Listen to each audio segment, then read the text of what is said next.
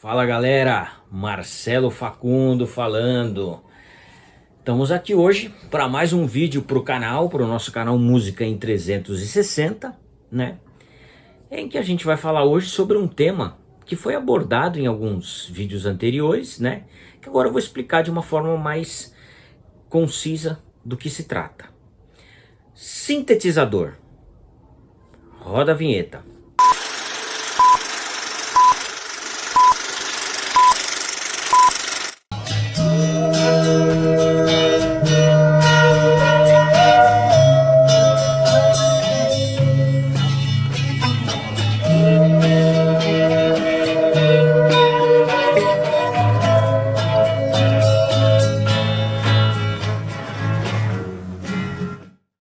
Antes de mais nada, eu gostaria de pedir para você se inscrever no canal, deixar o seu like, ativar as notificações. Isso é muito importante para que eu possa trazer mais e mais vídeos de qualidade aqui para vocês. Beleza? Bora pro tema. Sintetizador, o que vem a ser um sintetizador?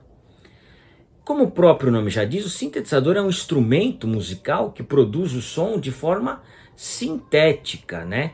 O que é o som? O som, na verdade, é uma onda sonora, né? Eu tenho que ter uma frequência, tem que ter uma onda ali, e essa onda que vai gerar o som, que vai gerar a música. O que acontece é que nos instrumentos convencionais, como guitarra, bateria, violão, piano, né?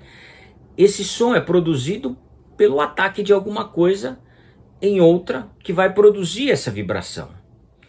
No caso do sintetizador, essa vibração é produzida de forma eletroeletrônica, de forma sintética, tá? Então vamos entender um pouquinho a história do sintetizador. A história do sintetizador começa basicamente lá no meados do século passado, né? Por volta de 1940, com um russo chamado Leon Theremin, que criou um instrumento chamado Theremin.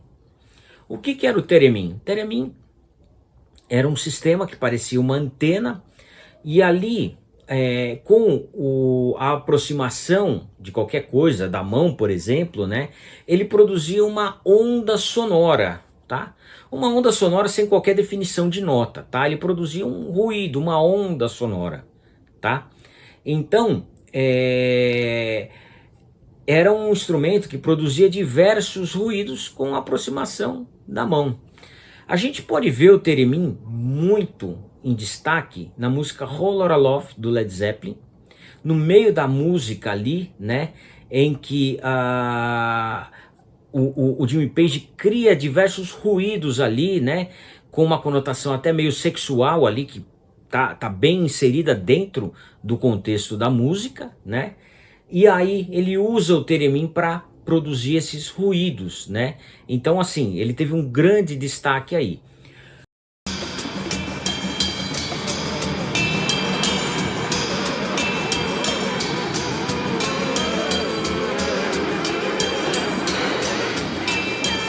Um outro destaque do Theremin foi na canção Good Vibrations, do Beach Boys, o grande clássico Good Vibration dos Beach Boys. Então eu tenho ali também a utilização do Theremin.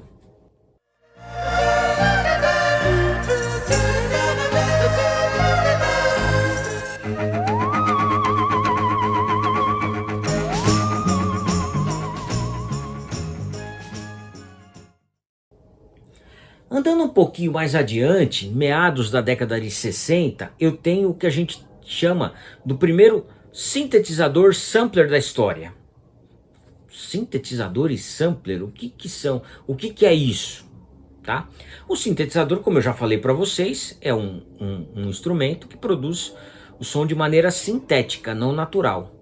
E o sampler, ele faz isso de forma não natural com amostras de sons reais. Sampler vem do inglês sample, que é a amostra. Então ele usa a amostra de sons reais. E que instrumento foi esse na década de 60 que era sintetizador e usava amostras de sons reais? Era o Mellotron. O Mellotron era uma espécie de piano, com as teclas parecidas com um piano, com as notas de um piano, em que eu tinha uma fita cassete gravada com os sons de determinados instrumentos. Então onde eu tinha, por exemplo, a nota Dó ali, né? Eu tinha, por exemplo, o som de uma flauta gravada, uma nota dó tocada por uma flauta, ou um violino, ou qualquer coisa que fosse, né? Eu tinha aproximadamente 8 segundos desse som pré-gravado, tá? Então ele se tornou uma grande coqueluche, mais ou menos nos anos 60, porque ele possibilitava aos músicos utilizar sons de instrumentos muitas vezes difíceis de serem acessíveis, né? Um grande destaque do uso do Mellotron tá na música Strawberry Fields Forever dos Beatles, na introdução da música Strawberry Fields Forever dos Beatles, de 1967.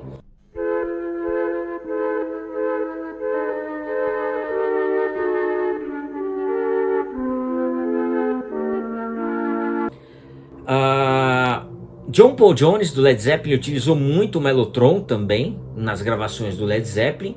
E um disco que eu gostaria de dizer para vocês aqui, que eu tenho uma presença muito forte do Mellotron, é um disco fantástico, muito pouco conhecido pelo grande público, gravado no Abbey Road, estúdio que os Beatles gravavam, em 1967, logo após a gravação do Sgt. Pepper's, né?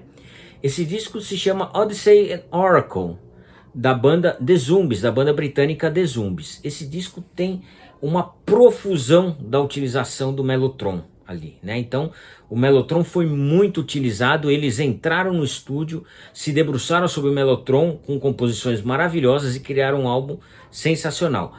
Quem não conhece, eu recomendo, procure aí Odyssey and the Oracle, é um disco sensacional, vale muito a pena ouvir.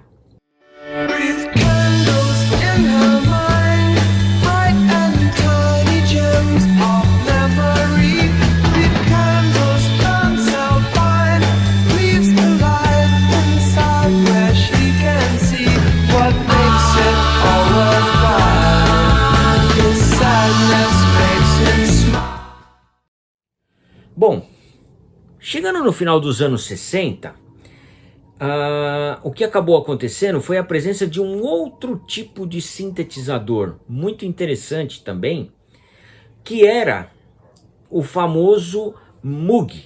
O Moog foi criado pelo Robert Moog. O que o Moog fazia? O Moog realmente produzia uma onda sonora de forma totalmente eletroeletrônica, com uma característica. Ele produzia a onda na frequência das notas musicais. Então eu tinha ali uma onda eletroeletrônica em dó, em ré, em mi, em fá, por exemplo, tá?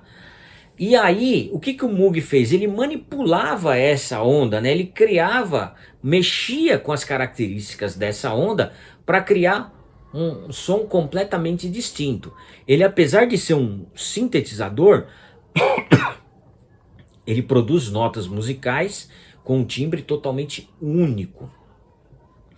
O Moog a gente pode ouvir muito em diversas canções, principalmente as bandas de rock progressivo dos anos, final dos anos 60, início dos anos 70, né? Eu vou destacar aqui para vocês duas músicas, Xanadu do Rush,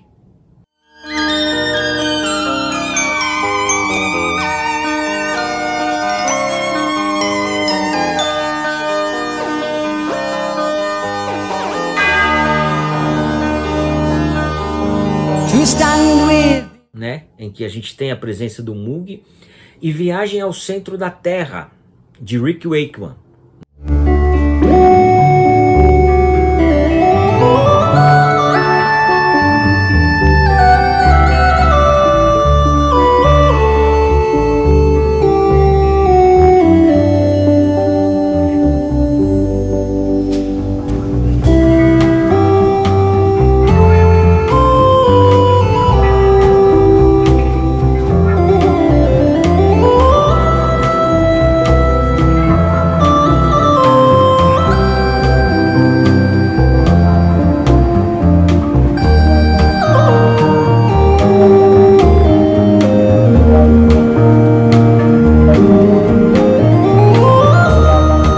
Em Viagem ao Centro da Terra a gente ouve muito a presença do Moog. O Moog ele revolucionou os anos 60 e 70, porém ele tinha uma limitação. Qual era? O Moog era um sintetizador monofônico. O que significa isso, monofônico? Eu só conseguia tocar uma nota por vez. ou seja, eu não conseguia fazer um acorde no Moog. Por exemplo, em Viagem ao Centro da Terra, a gente ouve duas notas, duas tocadas ao mesmo tempo, no Moog. E como é que era feito isso? Era feito através da utilização de dois Moogs, né? O nosso Rick Wakeman utilizava dois Moogs para gravar, utilizou para gravar o Viagem ao Centro da Terra. Bom, andando um pouquinho para frente, no final dos anos 70, início dos anos 80, iniciaram-se os sintetizadores polifônicos, que são aqueles que a gente popularmente chama de teclado. Os Oberheim, os Roland, os Yamaha DX7, Roland Jupiter 8, uma série de sintetizadores clássicos. O que esses caras tinham? Eles produziam sons de forma eletrônica, né? Porém, esses sons tinham a característica de tentar imitar, através da sintetização da curva de um instrumento real. Então, assim, eu tentava imitar, por exemplo, o som de uma guitarra. Não era um som muito parecido, né? Mas eu tentava ali, de alguma forma, imitar o som de uma guitarra, de um violino, de um violão, de uma flauta, de um piano, né? Totalmente de forma eletrônica. Então, o que se fazia? Se pegava a característica da onda desses instrumentos, né? E aí de forma eletrônica eu tentava imitar essa característica. Beleza? Uma grande referência para esse instrumento está na música Want to Break Free do Queen, no qual o solo de guitarra é feito por um sintetizador que tenta imitar o som de uma guitarra. Inclusive, quem toca o sintetizador é o Fred Mendel, e ele, de alguma forma, inclusive, ele diz que tentou imitar as características da guitarra do Brian May.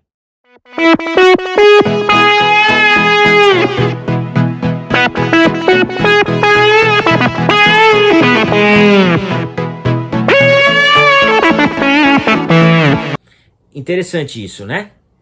Então, gostou desse vídeo? Deixa o seu like, não esquece de se inscrever no canal e bora pro próximo vídeo. Valeu? Um abraço!